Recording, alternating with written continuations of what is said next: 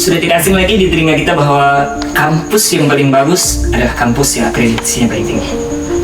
Tapi, apakah itu yang sebenarnya? Maka, kali ini kita akan membahas sebuah fakta. Akreditasi yang kampusnya baik, tapi mahasiswa tak terdidik. Halo kaum terdidik sekalian. Yes.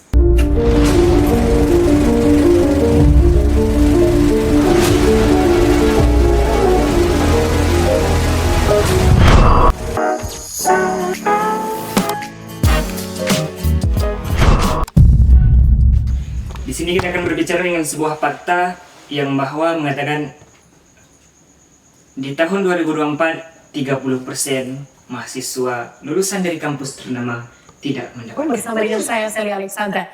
Anda mahasiswa yang sebentar lagi akan lulus pasti khawatir mau kerja di mana? Apakah nanti bisa langsung dapat kerja? Melihat angka pengangguran terdidik saat ini ataupun sarjana sebesar 1,01 juta. Dari total angka pengangguran 7,28 juta pemirsa. Ini ada lebih 1 juta, bukan angka yang sedikit. Ini fenomena ini bisa terjadi kenapa, Bu? Dari sini bisa kita pahami bahwa apakah benar-benar menjamin akreditasi yang baik akan menciptakan mahasiswa yang terdidik. Sekarang ini kita hidup di zaman di mana kampus lebih sibuk merias citra dibandingkan pendidikan mahasiswa.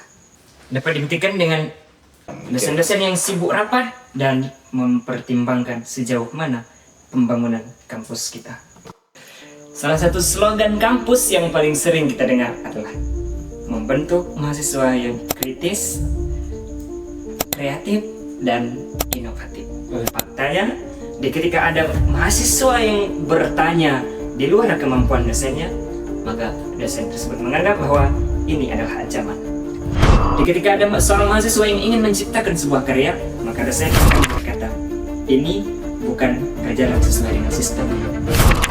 Sekarang, kampus dengan gedungnya yang megah, ijazahnya yang mengkilat, dengan fasilitas yang serba ada, ibaratnya sebuah restoran dengan menu yang begitu tebal, dengan kursi yang megah, mewah. Namun sayang, masakannya tidaklah seenak yang diduga. Sebenarnya akreditasi yang tinggi adalah sebuah cerminan bahwa kampus tersebut adalah sebuah kampus yang terjamin, kampus yang bisa mencetak kader-kader pemikir yang baik. Namun, di dalam proses pembelajaran sebenarnya, dosen hanya membaca slide-slide yang hampir usang. Mahasiswa diberikan tugas yang dosen memeriksanya bukan dari seberapa kemampuannya, akan tetapi seberapa patuh mahasiswa kepada diri. Dan tujuan dari BN menciptakan akreditasi adalah untuk menentukan standar seberapa baik kualitas kampus tersebut. Namun lagi dan lagi sayangnya ada oknum di dalam tersebut yang lebih mementingkan kepentingan pribadi.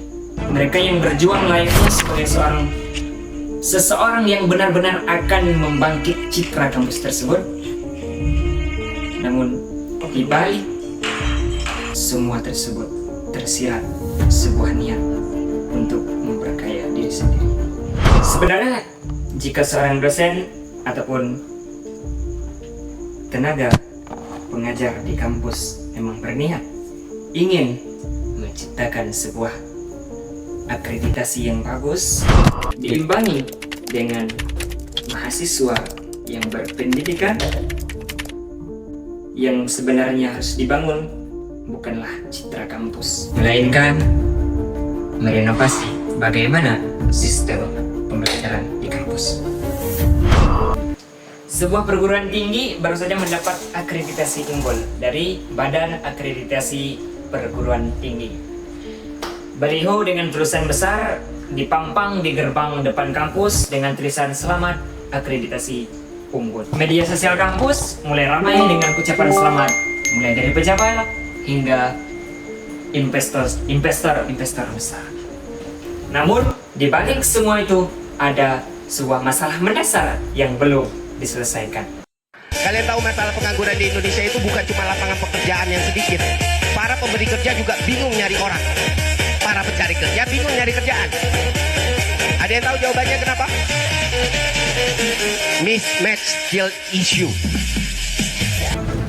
Nah, dengan data ini, dengan tegas saya mengatakan bahwa akreditasi kampus yang baik tidak menjamin mahasiswanya terdidik. Untuk Anda yang menonton video ini, jika Anda seorang dosen, maka tanyakan kepada diri Anda, apakah mahasiswa Anda sudah menjadi seorang mahasiswa yang terdidik.